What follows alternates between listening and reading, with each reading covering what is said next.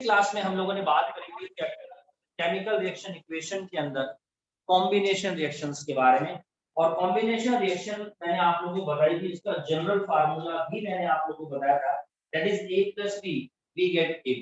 और ये वही रिएक्शंस आप मुझे दिखा रहे हैं जो मैंने पिछली क्लास में ठीक है।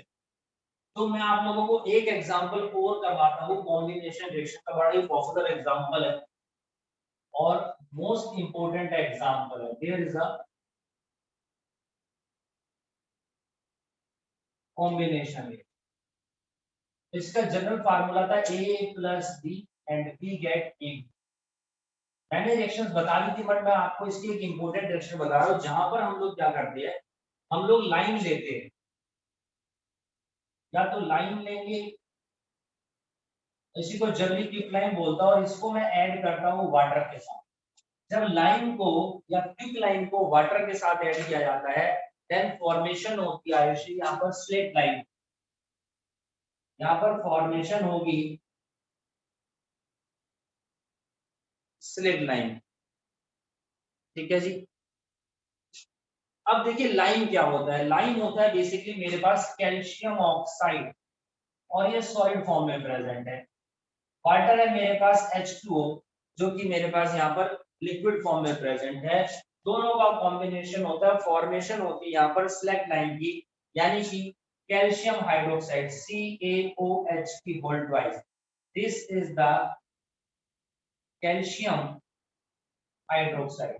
इसे देख करके बता सकते हो इसके बारे में कोई और खास बात? इसको देख करके कोई भी खास बात बताना चाहते हो?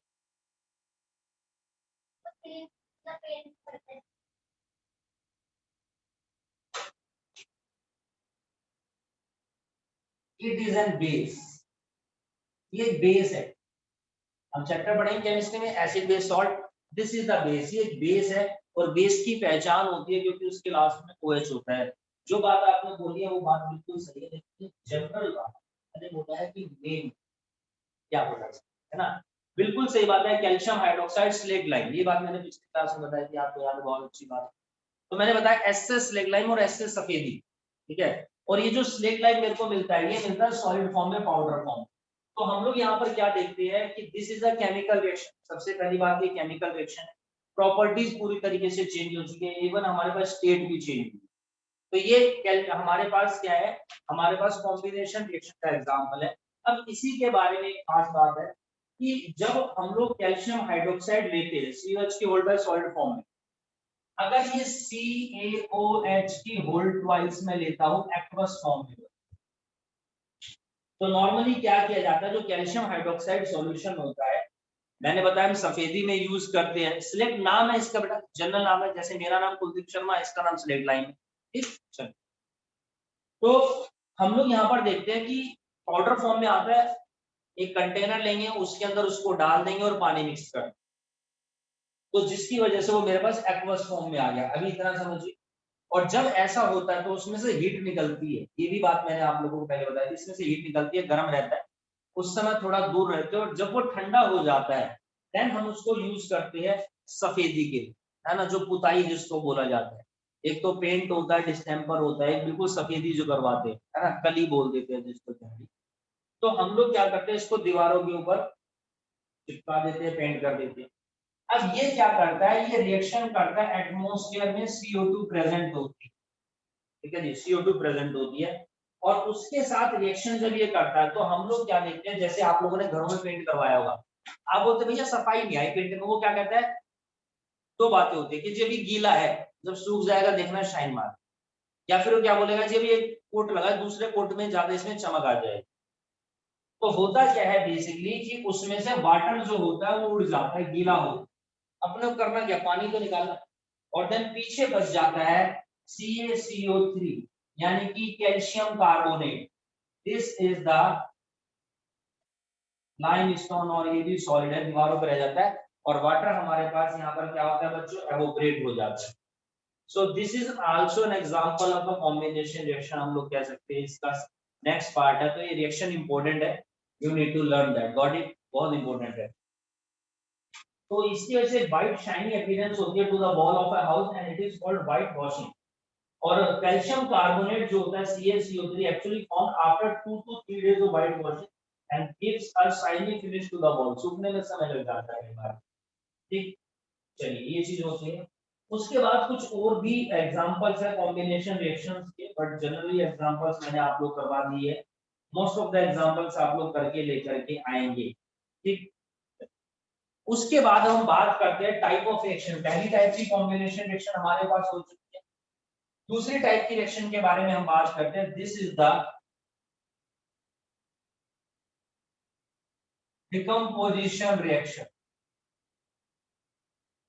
अब हम बात करते हैं यहाँ पर डिकम्पोजिशन रिएक्शन के बारे में। डिकम्पोजिशन रिएक्शन मतलब कि डिकम्पोज होना यानी कि टूटना। जनरल फार्मूला है AB जो टूट जाता है A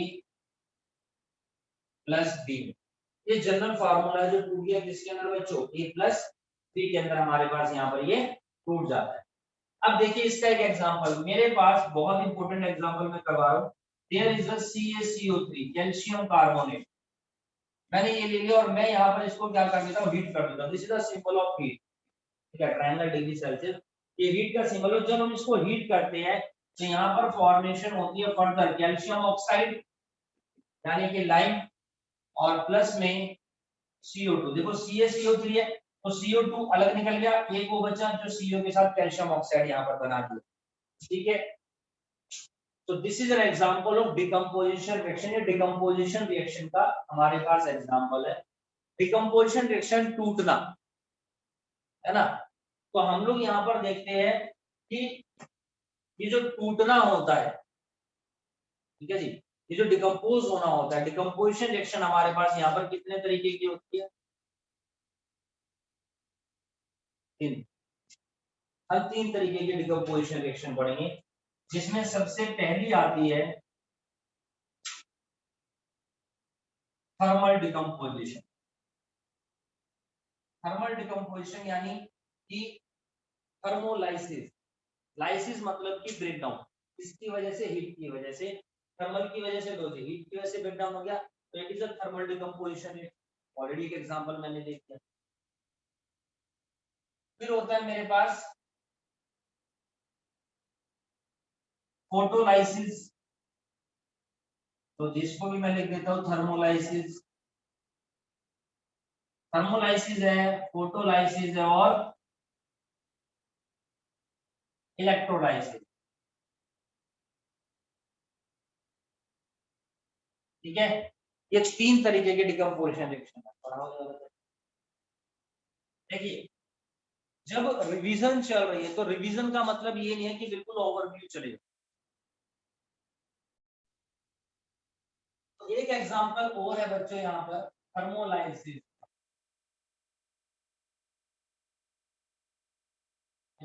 और जनरली एग्जाम ओरिएंटेड क्वेश्चन है, कई बार पूछा गया, कई बार पूछा गया। चलिए बहुत सिंपल है, घबराने की जरूरत नहीं। फसो पीओ सो सो यार, चलिए फसो पीओ सो सो, ठीक है। अब ये हमारे पास है जी FeSO4 यानी कि आयरन सल्फेट। इसी को हम लोग यहाँ पर फेरस सल्फेट भी बोलते हैं, also called the ferrous sulphate. और हम लोग इसको भी यहाँ पर क्या करेंगे, हीट करेंगे। याद रखिए FeSO4 4 है, 2 3 2 Fe2O3 SO2 SO3, ये हमारे पास यहाँ पर जो है प्रोडक्ट मिल जाएंगे। इनको हम यहाँ पर बैलेंस करेंगे। बैलेंस करना बहुत जरूरी है।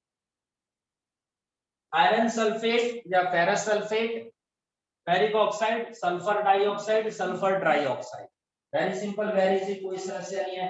हीट करा है हमने, ये डिकम्पोज हो गया है, टूट गया है। बैलेंस करना चाहे तो बैलेंस भी कर सकते हैं। बैलेंस करना सिखाता हूँ आप लोगों को।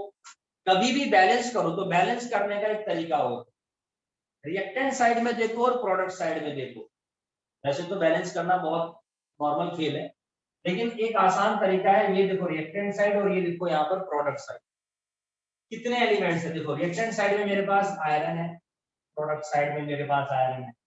इधर मेरे पास यहाँ पर लो जी S2 है और यहाँ पर S2 है, साथ में सल्फेट है, ना कि सल्फर और ऑक्सीजन। ठीक, अब देखिए यहाँ पर आयरन का मेरे पास एक है, इधर दो है, वही शाबाश। SO4 के मेरे पास यहाँ पर 4 है। ओहो, आयरन तो अलग करना ही पड़ेगा हमारे को, सॉरी ऑक्सीजन। ठीक है, ये देखिए, ये सल्फर, ये ऑक्सीजन, ये सल्फर, या सल्फर मेरे पास एक है, यहाँ पर एक और दो है। यहाँ पर मेरे पास ऑक्सीजन के 4 एटम है, यहाँ पर 3 और 3 2 5 और 3 8। ये हमारे कभी भी किसी भी रिएक्शन को बैलेंस करना होता है तो बैलेंस करने का सबसे आसान तरीका क्या है कि जिसके सबसे ज्यादा नंबर ऑफ एटम हो, सबसे पहले उसको उठा लो, सबसे पहले उसको उठा लो, उसको बैलेंस कर लो।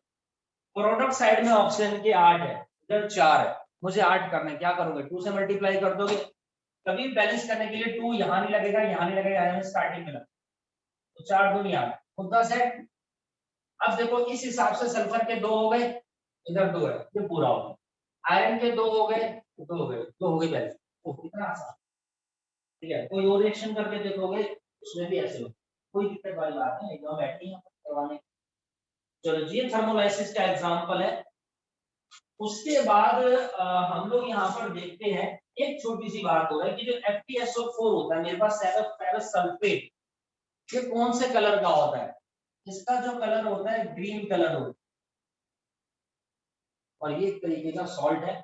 और फेरिक ऑक्साइड जो होता है मेरे पास ये ब्राउन कलर का होता है। इतनी बात याद रखना बस, आगे के चैप्टर्स में ये बात काम आएगी। फिलहाल कैरन सल्फेट यानी कि फेरस सल्फेट ग्रीन कलर होता है, और फेरिक ऑक्साइड मेरे पास यहाँ पर ब्राउन कलर का होता है, जो फेरस सल्फेट के डिकम्पोजिशन से बनता है। ठीक ठीक ठीक। बाकी रिएक्शंस आप लोग इसकी लिख करके ले जाएंगे, कम से कम 2 या 3 रिएक्शन तो मुझे चाहिए। ठीक, नेक्स्ट अब हम बात करते हैं थर्मोलाइसिस के बाद इलेक्ट्रोलाइसिस के बाद। अब हम यहाँ पर इलेक्ट्रोलाइसिस के बारे में बात करें। ये ले लिया जी हमने H2, और इसमें हम लोग क्या कर देंगे, इलेक्ट्रिसिटी पास कर देंगे। जब इसमें इलेक्ट्रिसिटी पास कर देंगे तो हम लोग क्या देखते हैं, हाइड्रोजन अलग हो जाएगा, ऑक्सीजन अलग हो जाएगा। बैलेंस कर देंगे, हाइड्रोजन के 2 एटम, ऑक्सीजन के 2 एटम अलग हो गए, कोई समस्या नहीं किसी भी तरीके की। ये इलेक्ट्रोलाइसिस, ठीक है नहीं, इलेक्ट्रोलाइसिस में ऐसा इजीली हो जाएगा, बहुत आसान रिएक्शन है। एक एग्जांपल और करवाता हूं मैं आपको इलेक्ट्रोलाइसिस का। मैं यहाँ पर लेता हूँ NaCl सोडियम क्लोराइड, वो भी लिक्विड फॉर्म, और मैं इसके अंदर इलेक्ट्रिसिटी पास कर देता हूँ। देखो जब NaCl मेरे पास यहाँ पर लिक्विड फॉर्म में है, एक्वस फॉर्म में है, then it is termed as, ठीक है। जब NaCl हमारे पास लिक्विड फॉर्म में होता है ना, तो उसको ब्राइन बोलते हैं। NaCl नॉर्मली होता है नमक, जो हम खाते हैं, चाटते हैं, जो मर्जी, तो उसी को लिक्विड फॉर्म में होता है तो उसको ब्राइन बोला जाता है, एक्वस फॉर्म में ब्राइन कहलाता है। बाकी है ये मेरे पास सोडियम क्लोराइड। जब मैं इसको हीट करता हूं तो मैं देखता हूं कि सोडियम अलग हो जाएगा और Cl2 क्लोरीन गैस मेरे पास अलग हो जाएगी। यहाँ पर हम इसको इधर में बैलेंस करते हैं, कोई समस्या नहीं। It is also N electricity decomposition, electrolysis reaction होती है हमारे पास। तो 2 एग्जांपल मैंने आपको इसके बताए हैं, 2 या 3 एग्जांपल आप लोग मुझे इसके लिख करके दें। ठीक, नेक्स्ट रिएक्शन के बारे में बात करते हैं। अब हम लोग यहाँ पर बात करेंगे बच्चों फोटोलाइसिस के बारे में। वेरी इंपॉर्टेंट, अगर भगवान ने चाहा सब कुछ ठीक रहा तो 100% CBSE 2021 में इसके ऊपर क्वेश्चन आना चाहिए। यहाँ पर फोटोलाइसिस रिएक्शन, फोटोलाइसिस में क्या होता है, लाइट के थ्रू जब लाइसिस होती है, ब्रेक डाउन होता है, उसको फोटोलाइसिस कहते हैं। आपने क्या होगा, देखो नॉर्मल हम फोटो खींचते हैं, आजकल तो HD high resolution high definition cameras है, मोबाइल है, ठीक है जी, बहुत सारे ऑप्शंस है। पहले जमाने में क्या होते थे, हमारे पास कैमरा होते थे, उसमें फोटो खींचते थे, देखा होगा आप लोगों ने पुरानी मूवीज वगैरह में, तो उसमें ना रील डलती थी, रील, ठीक है जी, रील डलती थी, और उसको कैमरे में डालते थे, और उसको ऑपरेट करने के लिए उसमें बैटरी डालते थे, सेल डालते थे, है ना, उससे वो रन होता था। आप तो मोबाइल चार्ज होने लगे, फोटो खींची, ठीक है जी। एक तो वो होता था फोटो खींचते तुरंत उसका प्रिंट बाहर आ जाता था, एक तो वो वाला सिस्टम होता। एक होता था कि फोटो आपने खींची, जैसे अभी भी आप फोटो खिंचवाने के लिए बाहर जाते हैं तो आप बोलेंगे जी हैंड टू हैंड चाहिए तो 50 रुपए की 20 है, और अगर कल चाहिए परसों चाहिए तो 50 की 50 है, इस तरह के ऑप्शन होते हैं ना। तो क्या कहते हैं वो जो रील होती है वो धुलती है और अंधेरे में डार्क में उसको धोया जाता है, जो नेगेटिव होता है फोटो का। समझते हैं आप लोग इस बात को? देखिए आपने देखा होगा इस तरह की ना काली सी पट्टी होती है।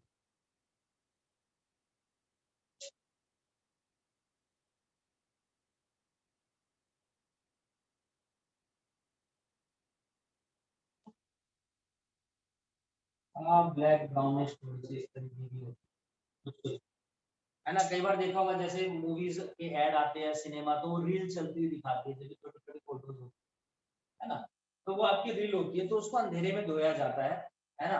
और अगर वो उसको उजाले में खोल दे तो जो पिक्चर होती है वो हमारी क्या होती है, वो ब्लैक एंड व्हाइट जो होती है या कलर जो होती है वो पूरी गायब हो जाती है, बिल्कुल व्हाइट पिक्चर आएगी, ठीक है।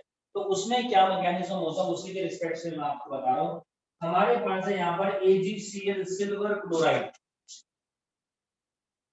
AgCl है, सिल्वर क्लोराइड है, और जैसे ही ये लाइट की प्रेजेंस में आती है तो ये सिल्वर अलग है और क्लोरीन गैस जो होती है वो उड़ जाती है, यहाँ पर इवोपरेट होती है, बैलेंस कर देंगे पोजीशन, ये बात होगी हमारे पास।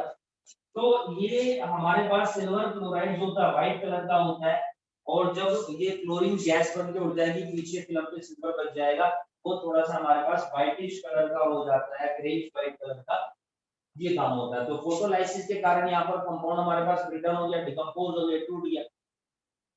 एक एग्जांपल और है इसका, AgBr सिल्वर ब्रोमाइड, सेम चीज लाइट करेंगे, AgBr2 ब्रोमीन गैस निकल जाएगी, बैलेंस कर, सेम चीज होती है, लाइट के डिकम्पोजिशन के कारण है, और थर्मल डिकम्पोजिशन है या इलेक्ट्रोलाइटिक डिकम्पोजिशन की फिर भी रिएक्शंस है, बट फोटोलाइसिस की दो ही रिएक्शंस हमारी बुक में दे रखी है, तो दो याद कर लो, कोई दिक्कत नहीं। These are the decomposition reaction। उसके अलावा हम देखते हैं इन decomposition reactions के कुछ कुछ uses भी होते हैं। अच्छा अभी अभी जैसे मैंने आप लोगों को कॉम्बिनेशन रिएक्शंस के बारे में बताया, डिकम्पोजिशन रिएक्शंस के बारे में बताया, एक छोटा सा क्वेश्चन और आता है, छोटा सा पॉइंट आता है यहाँ पर हमारे पास, हम डिस्प्लेसमेंट रिएक्शन पढ़ने वाले हैं, लेकिन उससे पहले एक चीज होती है, दो तरीके की स्पेशल रिएक्शन होती है, एक होती है एंडोथर्मिक और दूसरी होती है एक्सोथर्मिक रिएक्शन। एंडोथर्मिक को ही हम लोग एंडरगोनिक रिएक्शन भी बोलते हैं। क्या होता है इसके अंदर, देखिए जो मेरे पास एंडोथर्मिक रिएक्शंस होती है, ये वो रिएक्शंस होती है जिनको होने के लिए बेसिकली एनर्जी की रिक्वायरमेंट होती है। तो हम लोग क्या देखते हैं कि नॉर्मली जितनी भी डिकम्पोजिशन रिएक्शन थी, ऑल डिकम्पोजिशन रिएक्शन वो सारी एंडोथर्मिक है, क्योंकि उन्हें किसी ना किसी तरीके की एनर्जी की रिक्वायरमेंट है, चाहे वो हीट एनर्जी हो, चाहे वो लाइट एनर्जी हो, समझे, चाहे वो किसी भी तरीके की एनर्जी हो। डिकम्पोजिशन रिएक्शन सारी हमारी एंडोथर्मिक रिएक्शन। एक्सोथर्मिक रिएक्शन वो होती है जो होने के बाद हीट रिलीज करती है, वो हमारी एक्सोथर्मिक रिएक्शन होती है, जिसका अभी अभी मैंने आप लोगों को थोड़ी देर पहले का एग्जांपल दिया।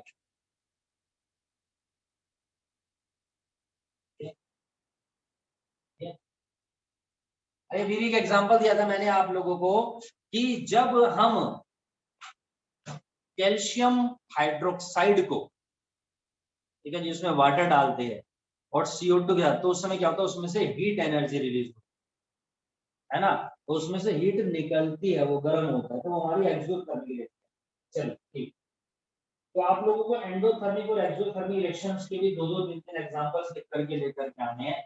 अब मैं आपको बताता हूँ next, here is an example of a displacement reaction। अब मैं आपको बताता हूँ यहाँ पर डिस्प्लेसमेंट रिएक्शन। डिस्प्लेसमेंट रिएक्शन के बारे में आप लोगों को याद हो तो मैं पिछली क्लास में पढ़ा चुका, याद है, पढ़ाया नहीं पढ़ाया था?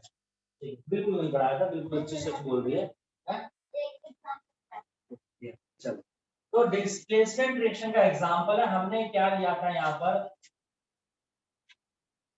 जिंक प्लस में H2SO4 कॉनिकल फ्लास्क में जिंक ग्रेनुल्स लेकर वहां पर हमने एसिड डाला था H2SO4, उसको थोड़ा सा स्टील किया, देन फॉर्मेशन होती है H2 की और प्लस में ZnSO4 की, जहां पर मैंने बताया जिंक हाइड्रोजन को डिस्प्लेस कर देता है, खुद SO4 के साथ अटैच होकर के ZnSO4 बनाता है और ये H बनता है, क्योंकि जिंक हाइड्रोजन से ज्यादा रिएक्टिव मेटल है। इसी ने एग्जांपल ऑफ डिस्प्लेसमेंट रिएक्शन, ये डिस्प्लेसमेंट रिएक्शन का एग्जांपल हो। फिर मैंने आपको बताया था ये होते हैं मेटल, ये होते हैं एसिड, ये है हाइड्रोजन और ये है सॉल्ट। दुनिया में कभी भी किसी भी मेटल को हाइड्रोजन के साथ मिलाओ हमेशा एसिड के साथ मिलाओ हमेशा हाइड्रोजन और सॉल्ट की फॉर्मेशन। तो अगर आपसे कभी भी कोई पूछे डिस्प्लेसमेंट रिएक्शन के एग्जांपल, तो क्या करना, दो चार मेटल लेना, सबकी इसके साथ रिएक्शन कर देना, सारी वो बाय डिफॉल्ट डिस्प्लेसमेंट रिएक्शन के एग्जांपल। फिर उन मेटल्स को लेना, फिर HCl के साथ रिएक्शन कर देना H2SO4 की जगह, क्योंकि H2 HCl H2 HNO3, HNO3 के साथ रिएक्शन मत करना जब तक मैं ना कहूं।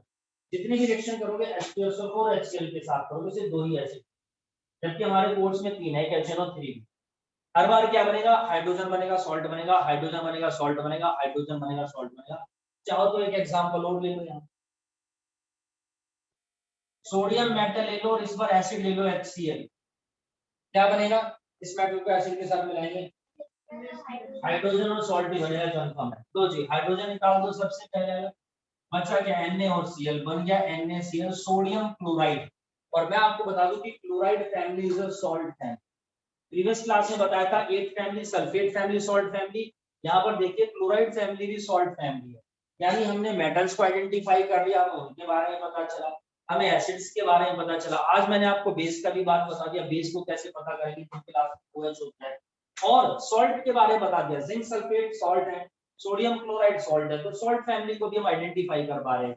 साथ ही साथ ये मेटल्स की भी केमिकल प्रॉपर्टी है, साथ ही साथ ये एसिड की भी केमिकल प्रॉपर्टी है, और साथ ही साथ ये डिस्प्लेसमेंट रिएक्शंस के भी एग्जांपल्स हमारे पास है।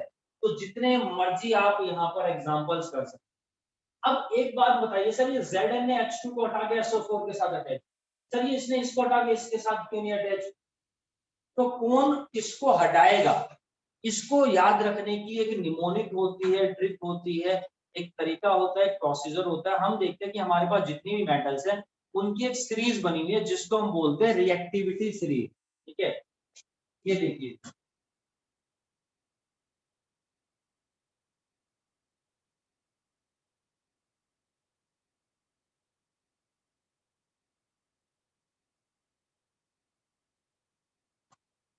केदारनाथ का माली आलू जरा फीके से पकाता है, potassium sodium calcium magnesium aluminium zinc tin lead, तो टिन आयरन टिन लेड, ठीक है जी, और हाइड्रोजन। तो हम देखेंगे कि ये हाइड्रोजन है, तो हाइड्रोजन से ऊपर जितनी भी मेटल्स यहाँ पर अरेंज है, ये सारी की सारी अपनी रिएक्टिविटी के हिसाब से है। ये सारी अपनी रिएक्टिविटी के, जो सबसे ज्यादा रिएक्टिव ऊपर, जो कम रिएक्टिव वो नीचे, जो कम रिएक्टिव वो नीचे नीचे, इस तरीके से यहाँ पर अरेंज है। तो हम देखेंगे कि ये जिंक मेरे पास हाइड्रोजन से ज्यादा रिएक्टिव है रिएक्टिविटी सीरीज में। ये रिएक्टिविटी सीरीज किस बेसिस पे बनी है इसके बारे में भी आगे चैप्टर में बात करेंगे। तो जिंक हाइड्रोजन से ज्यादा रिएक्टिव, तो जिंक ने हाइड्रोजन हटाया खुद हटाया, सोडियम हमारे पास हाइड्रोजन से रिएक्टिव, इसको हटाया खुद NaCl बना दिया। तो these are the example of displacement reaction. Displacement reaction से कम 10 एग्जांपल आप लोग लिख करके लेकर के आए हैं।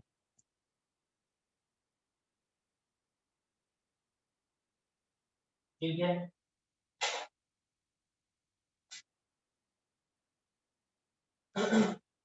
अब मैं आपको बताता हूं यहाँ पर double displacement reaction.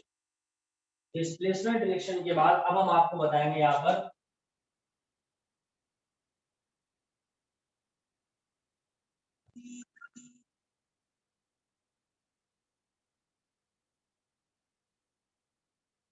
Double displacement reaction के बाद। चलिए मैं आपको बताऊंगा यहाँ पर डबल डिस्प्लेसमेंट। जब हम डबल डिस्प्लेसमेंट रिएक्शन के बारे में बात करते हैं, तो डबल डिस्प्लेसमेंट रिएक्शन के अंदर यहाँ पर क्या होता है, बहुत सिंपल फार्मूला है इसका भी, दैट इज AB प्लस में CD, और हमारे पास यहाँ पर क्या बन जाता है, AD प्लस में। ये डबल डिस्प्लेसमेंट रिएक्शन का जनरल फार्मूला है।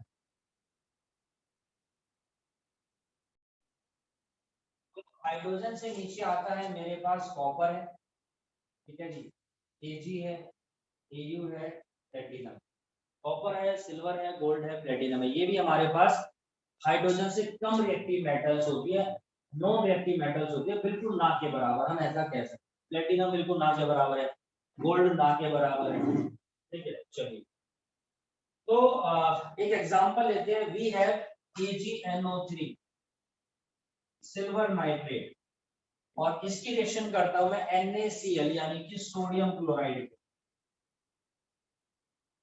देन व्हाट वी गेट, हमारे पास यहां पर बन जाएगा बच्चों AB यानी कि AgCl सिल्वर क्लोराइड, देखो उधर जो हमने फोटोलाइसिस में लिया था, और दूसरी तरफ बन जाएगा NaNO3 सोडियम नाइट्रेट, और आपको बता दूं नाइट्रेट फैमिली सॉल्ट। सर अभी तो क्लोराइड फैमिली भी बोल रहे थे, वो भी है, तो सर ये भी सॉल्ट है। हाँ, silver chloride is also type of salt, sodium nitrate is also type of salt, दोनों सॉल्ट बने, नो इशू, वो अलग बात है। लेकिन हम यहाँ पर देखते हैं this is also an example of double displacement reaction. ये हमारे पास डबल डिस्प्लेसमेंट रिएक्शन का एग्जांपल है, जहां पर हमने AgNO3 को एक्वस फॉर्म में लिया है, इसको लिया हमने एक्वस फॉर्म में, और NaCl जो है ये भी मेरे पास इधर में एक्वस फॉर्म में है। और मजेदार बात क्या है कि AgCl मेरे पास बना है सॉलिड फॉर्म में, और NaNO3 भी एक्वस फॉर्म। चलिए, ये भी हमारे पास एक्वस फॉर्म में है, AgCl सॉलिड फॉर्म में। अब इस बार ध्यान से देखिए, ये एक्वस फॉर्म में, एक्वस फॉर्म में, सॉलिड फॉर्म में, एक्वस फॉर्म, यानी कि there is a change in state हुआ है, तो it is also an example of change in state, double displacement तो है ही। साथ में हमने देखा इसमें रिएक्टिविटी सीरीज का भी यूज हुआ है, कौन जिससे ज्यादा रिएक्टिव है। सोडियम हमारे पास हम लोग क्या देखते हैं, ये रहा, जो सिल्वर से ज्यादा रिएक्टिव है, सोडियम ने सिल्वर को हटा के NaNO3 बना दिया, और ये इसके साथ अटैच हो गया। ठीक, एक और मेन चीज यहाँ पर देखेंगे कि मैंने यहाँ पर दोनों लिक्विड लिए, और जब यहाँ पर ये प्रोडक्ट बने, एक सॉलिड और लिक्विड है, यानी जो सॉलिड होगा वो नीचे बैठ जाएगा और लिक्विड हमारा ऊपर रहेगा। इस तरीके से ये मेरे पास यहाँ पर सॉलिड, सॉरी लिक्विड है, ठीक है, ये भी मेरे पास यहाँ पर ये लिक्विड है इस बीकर में, मैं उठा करके इसके ऊपर डाल दूंगा इसको, लो जी, इसके अंदर चला गया। जब प्रोडक्ट बनता है मेरे पास, तो मेरे पास यहाँ पर इस टेस्ट ट्यूब में ये जो लिक्विड है दोस्तों, दिस इज द NaNO3, लेकिन यहाँ पर एक सॉलिड सब्सटेंस बना है, दिस इज द AgCl। इसी को हम बोलते हैं PPT फॉर्मेशन, यानी कि प्रेसिपिटेट। इसी कारण से बताया था, पूछा आप लोगों ने सर PPT क्या होता है। तो जब दो लिक्विड को मिलाया जाता है और जो नया प्रोडक्ट बनता है उसमें से एक सब्सटेंस सॉलिड फॉर्म में नीचे बैठ जाता है, तो उसी को PPT प्रेसिपिटेशन बोला जाता है। So this is example of a precipitation reaction and this is example of a double displacement reaction। हमारे पास यहाँ पर एक टाइप ऑफ रिएक्शन होगी।